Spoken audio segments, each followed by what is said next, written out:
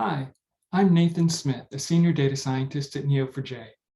If you have been wanting to experiment with Neo4j, but you're not sure you have a data set with a lot of relationships, this is the video for you. We'll see how to build a similarity graph in Neo4j, where relationships are inferred based on the similar properties of nodes. We'll use the Graph Data Science library to discover clusters in our data, and we'll use Bloom to see similarity relationships in a whole new light. Let's get started.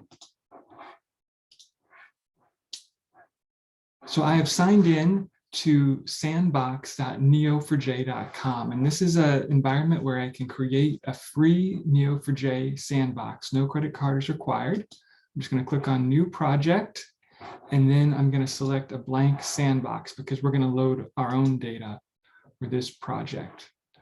So I click Create, and then Neo4j Sandbox is creating a database for me.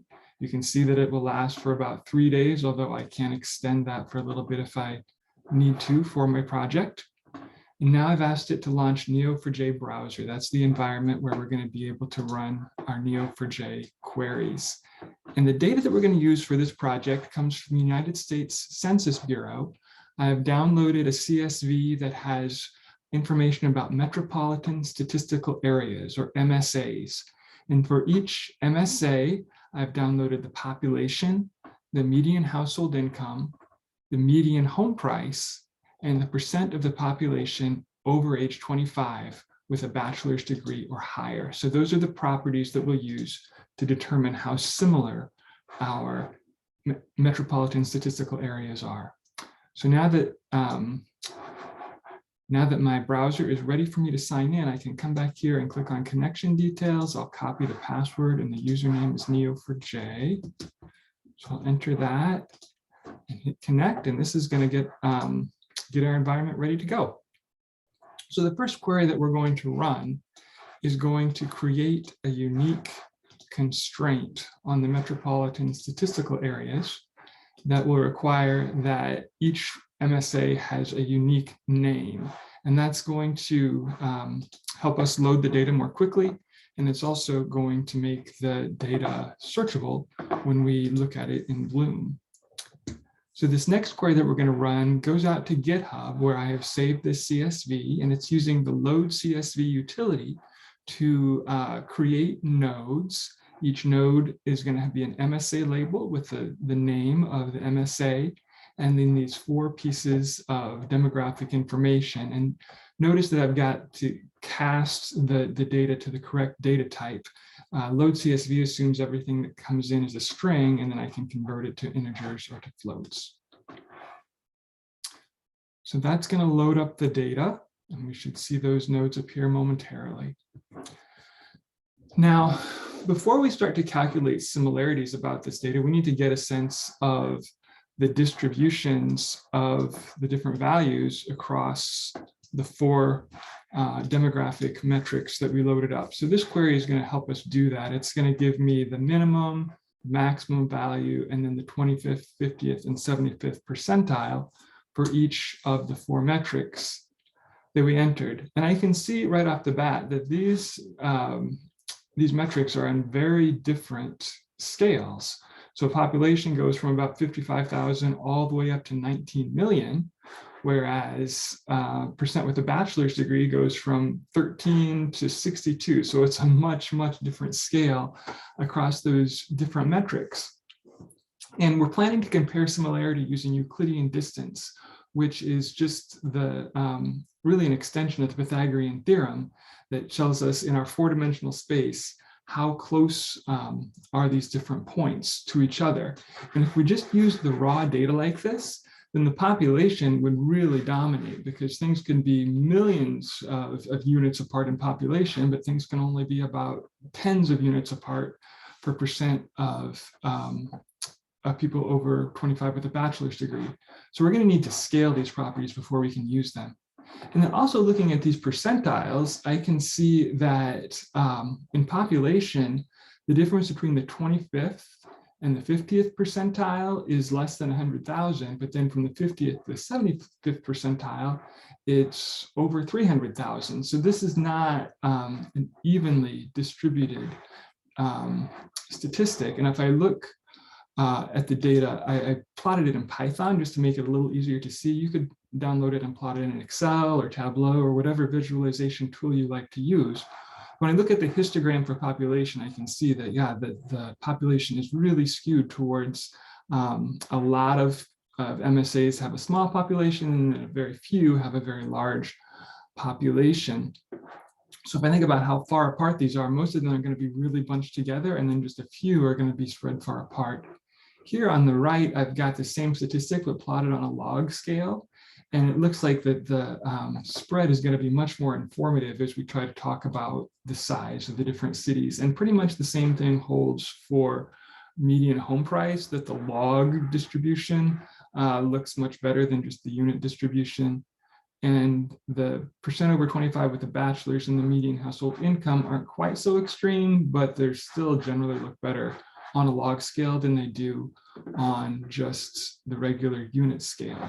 So I'm going to come back to Neo4j browser, and I'm just going to create a new set of metrics that have our original metrics with a log transformation applied. So instead of just plain population, I'm going to add in log population, and the same thing for the other four metrics. So we'll let that run.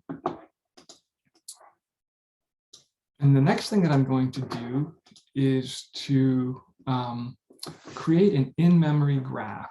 So here I'm using GDS, which stands for Graph Data Science, and I'm going to create an in-memory graph called MSA graph. And it's going to hold all of the MSA nodes that I've loaded. And then the next parameter here is for the relationships. There weren't any relationships in my original data set, and so I'm just putting a placeholder of an asterisk here to say, if you find any relationship, load them up, but I know that there won't be any loaded this time. And then I'm also going to load those four log transformed properties into my in-memory graph. And the reason I'm loading them up there is because there are certain functions and algorithms in Neo4j that work best when you look at the graph, or a subset of the graph, holistically, rather than starting in a single node and traversing out. And one of those functions that is useful that way to look at the holistic graph is the scale properties. And it's going to look at all the properties across all the nodes in my in-memory graph and then apply a scalar to them. And I've chosen to apply the min-max scalar, which means that the smallest value in my data set is going to be rescaled to be a 0. The biggest value in the data set is going to be rescaled to be 1, and then everything else is going to fall proportionally between 0 and 1. And after I do this, that's going to make it so that none of these four properties can overwhelm the other ones as part of the calculation of distance, that they're all kind of on that unit scale. And so they all have an equal opportunity to influence the distance calculation. So we'll run that, and it created a new property in the in-memory graph called scaled properties. And now I'm going to write out the property that got calculated in memory back to the main graph that's on disk. So this is using GDS write node properties to take that scaled properties from our in-memory graph and put it back onto the nodes in the disk. So you can see that it wrote 392 properties back out onto disk. Well, now that we've scaled our properties so that they are at the right weight relative to each other, now I'm going to run another graph data science function called similarity Euclidean. And what this is going to do is gather up all the MSAs, and it's going to use those vectors of 4 numbers as the weights, so the scaled properties that we calculated in the last step. And it's going to pass that data into the Euclidean distance function here. And the top K parameter tells us that for each node, I want to find the 12 most similar other nodes in the entire data set. and it's going to create a new relationship. And then the relationship type is going to be is similar. And then on each of those relationships, it's going to store a property that represents the distance. In other words, the result of that distance calculation. So let's run this. And that Euclidean distance formula that it's running is taking, for each of those 4 properties, it's finding the difference between 2 nodes. So subtracting the value on one node from another node, squaring that difference, adding up the 4 square differences, and then taking the square root. And that's how it's getting the Euclidean distance between those nodes. That's how it's working behind the scenes. Now we've calculated a distance property for each is similar relationship, and that's telling us how far apart things are. But for our purposes, we're really interested in how close things are.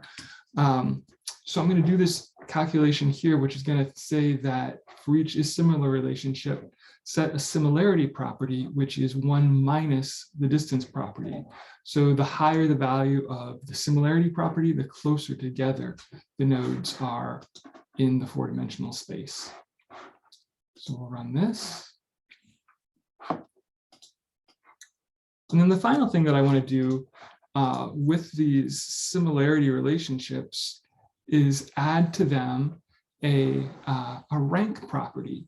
So I'm gathering up all the is similar relationships for a particular MSA, and then I'm going to sort them by similarity in descending order.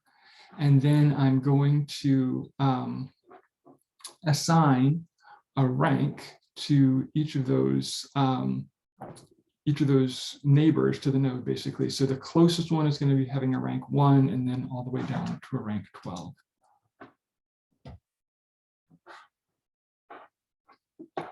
So we'll run that. And now I'm going to come back to my sandbox home tab and say, let's explore this data with Neo4j Bloom. I'm going to copy the password here so that when it opens, I can just paste it right in. Username Neo4j, pasting in the password, telling it to connect. And so Bloom is a graph visualization tool that lets me interact with my data set, even if I don't know how to write Cypher. It makes it really easy to explore and see the relationships in the graph.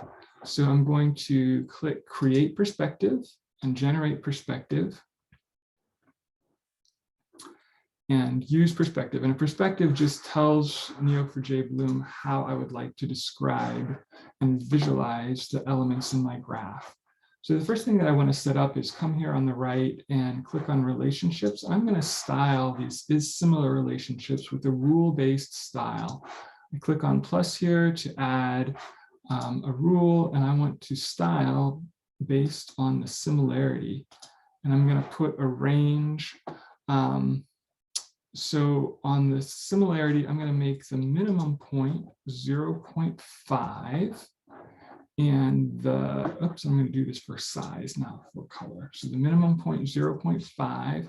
The maximum point is going to be 1. And the least similar ones, I'm going to scale down to quarter size. The most similar ones, I'm going to set 4 times the size. And then I'm all done there. So I can just click off to close that box. Now let's search for a famous metropolitan statistical area. If I start typing New York, it auto-completes for me there. So that's going to find the New York metro area. And if I click on this pattern, it's going to find all of the other metro areas that are similar to New York. Let's run this and see what happens. I can zoom in just a little bit, and I can see that there are a lot of cities that don't really surprise me that they're similar to New York in terms of these are some of the biggest cities in the United States. I see Washington, D.C., Boston, Chicago, Los Angeles. So one of the things that might be interesting to note is that some cities have relationships going both directions, and some relationships, or some cities have relationships that only go in one direction. And that's because, remember, we told the algorithm that we wanted the top 12 most similar cities for each MSA. So when I look at New York and make the list of top 12 most similar cities. Los Angeles makes the list. And same thing for Dallas. Dallas makes the list. But when I make the list of the top 12 most cities that are similar to Dallas, there are other cities that are more similar to Dallas than New York in that top 12 list. So Dallas doesn't have a similar relationship coming from Dallas back to New York, even though New York has one that goes out to Dallas. So let's explore this a little bit further by clicking on the filter icon there, that funnel, and I'm going to filter these similar relationships based on the rank. And I want to see cities where the rank is less than or equal to 5. Let's apply that filter.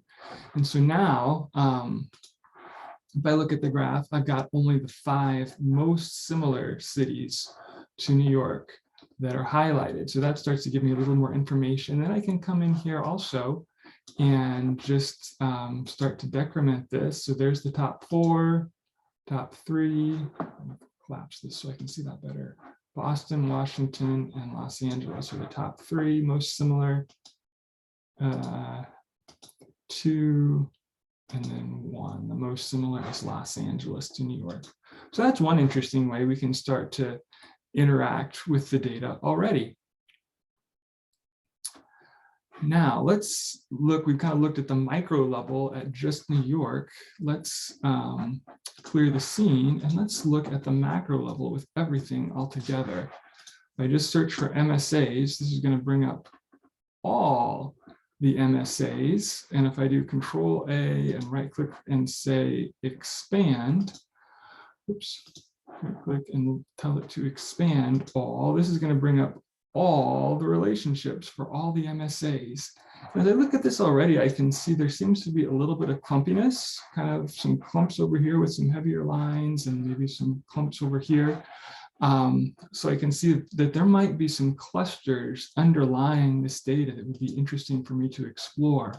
I'm going to filter this down a little bit, filter the is similar relationships. This time, instead of filtering on rank, I'm going to filter on similarity and require that the similarity is greater than or equal to, let's say, 0.8, and apply this filter.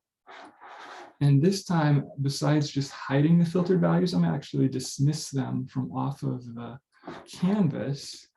And I can see, oh, it's interesting that there starts to be some kind of peninsulas out here, little islands that are forming when I require that similarity to be above a certain threshold. We can zoom in and see who's making up these islands. Oh, New York and Los Angeles, there's that pair that's very similar. I think there's another one.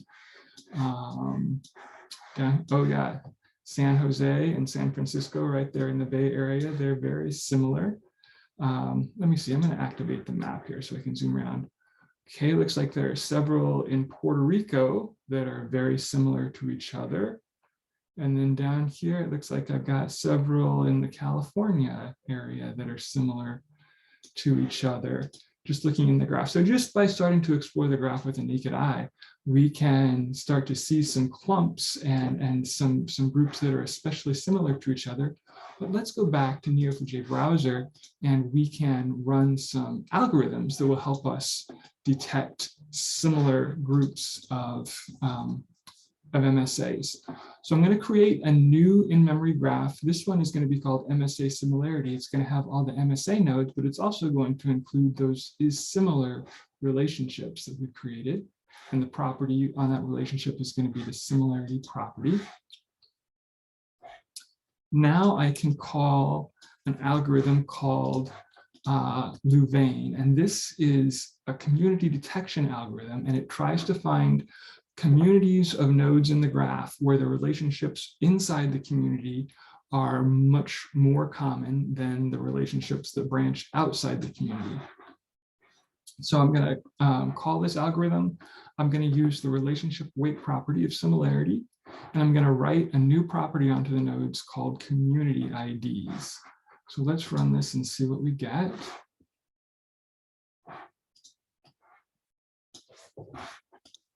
Okay, I got 6 new communities, and it tells me that the modularity increased every time this algorithm iterates. It tries to increase the modularity until it really can't increase it any further. So I can see that it increased from 0.63 to 0.67 on subsequent runs of the algorithm.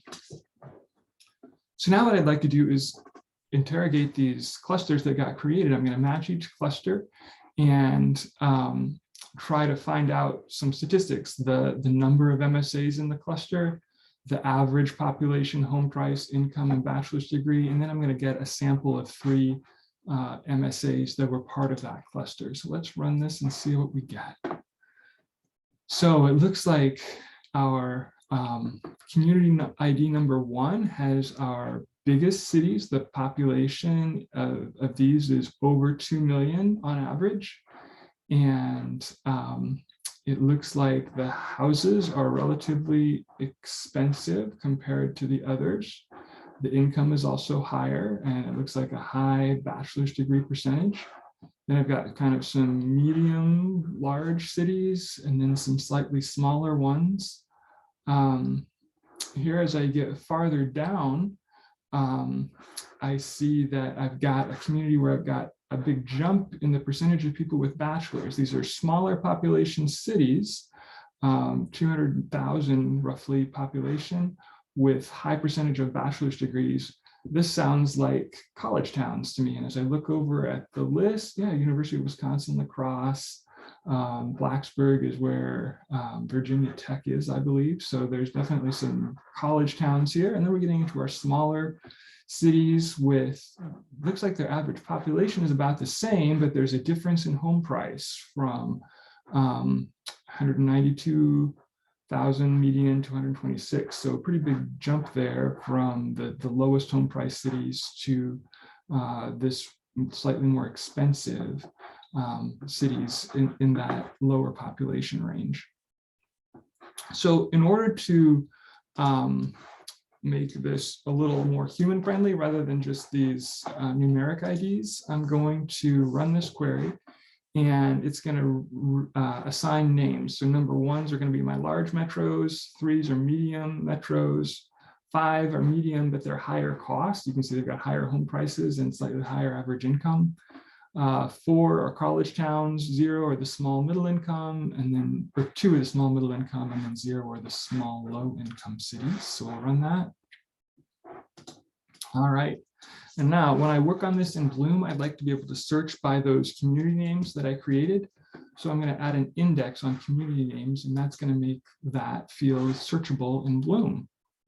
So now let's go back to Bloom and take a look at the data. I'm going to clear the scene. And before we get into this, I'm going to add some styling to the MSA nodes. So I click here and add a rule-based style. The first thing I want to do is add a style. Before I even do that, I need to come in here and refresh the perspective, because this is going to pull in the new data that wasn't there when we worked with this perspective before. The community name wasn't part of the graph before, and so now it is. Because I hit that refresh icon. And so now I can come in here and say community name. I'd like to make a rule-based style. Every unique value should have its own color. And then I'm going to add another rule-based style on the population. So I would like the nodes that have a bigger population to show up bigger on the visualization. So I'm going to do a range calculation here for size. Go ahead and turn it on, and I'm going to say 55,000 was my smallest size, and then 19 million is my biggest size. I'm going to make that extra big.